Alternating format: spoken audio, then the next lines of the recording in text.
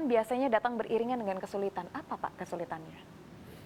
Kesulitannya ya saya rasa mungkin kita salah satunya tantangan ya kalau Iya, kita lihat ya mungkin bukan merupakan kesulitan ya tantangan. tantangannya adalah bagaimana kita memang bisa memperoleh teknologi Oke, dan juga mengembangkan teknologi yang diperlukan untuk bisa melakukan hal-hal tersebut.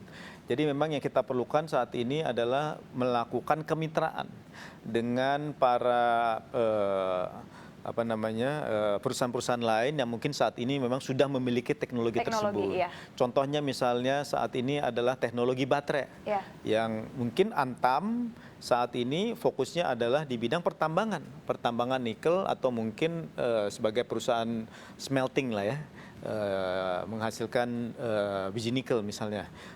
Dan ini yang memang dengan kebutuhan untuk bisa nanti melakukan hilirisasi, tentunya memproduksi bahan-bahan seperti nikel sulfat, precursor, katoda, atau bahkan baterai sel dan baterai pack, teknologinya tentunya bukan merupakan teknologi yang mudah. Jadi pengembangan teknologi tentunya merupakan salah satu tantangan buat kita untuk bisa melakukan hal tersebut. Nah, jadi memang kuncinya adalah tadi bagaimana kita bisa bermitra. bermitra, Jadi kolaborasi. berkolaborasi, bermitra, dan bagaimana yang memang kita bisa membuat sebuah kerjasama yang win-win. Indonesia tentunya akan bisa win karena kita berharap bahwa mereka bukan hanya mendatangkan teknologi, tapi mereka juga bisa mendatangkan dan juga mengembangkan investasi di sini. Tadi saya sudah sampaikan mengenai rencana untuk bisa melakukan hilirisasi mulai dari nikel sampai dengan produksi baterai, di mana kita berharap bahwa total investasi dari hulu ke hilir itu bisa melakukan investasi sampai dengan mendekati 6 billion US dollar, 6 miliar US dollar. Jadi kurang lebih sekitar 90 triliun rupiah, dengan harapan juga akan bisa mempekerjakan tenaga itu antara 25.000 sampai dengan 30.000 untuk satu fasilitas produksi tersebut. Jadi ini yang tentunya kita harapkan bahwa bagaimana kita bisa menyusun dan juga melakukan kerjasama, dan kerjasama ini juga cross border antar negara dengan budaya kerja yang berbeda, juga dengan bahasa yang juga mungkin sangat berbeda. Itu juga Jadi ini menjadi yang memang tantangan. menjadi satu tantangan juga bagi kita. Kita nggak bisa kerja sendiri, kita tentunya harus bekerja juga bersama-sama dengan mereka. Dan bagaimana juga kita bisa meyakini masyarakat yang ada di sekeliling pertambangan ini memang bisa mendapatkan hasil yang optimal Ya. juga.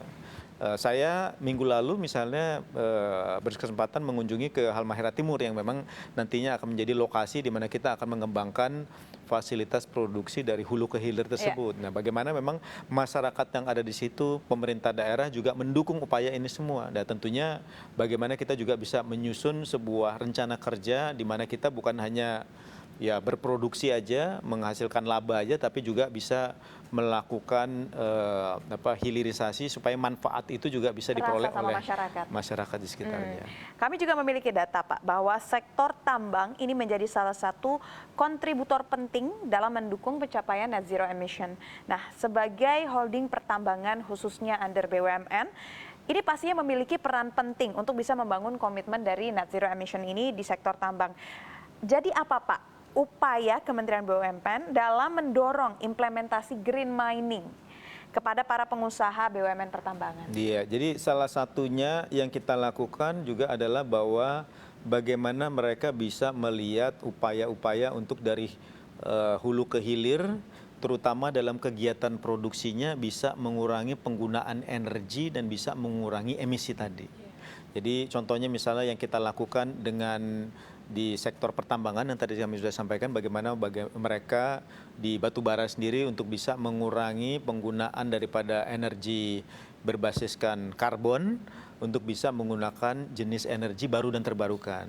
Atau pelan-pelan saat ini kita juga sedang melakukan upaya-upaya untuk melihat mungkin nggak sih beberapa alat berat yang kita gunakan itu mulai menggunakan juga alat berat berbasiskan listrik. Jadi tidak lagi menggunakan BBM misalnya. Jadi ini merupakan salah satu bentuk kita untuk bisa melakukan upaya dari hulu ke hilir, melakukan penggantian daripada sumber-sumber energi yang mungkin selama ini berbasiskan hidrokarbon atau karbon, sehingga bisa mengurangi emisi.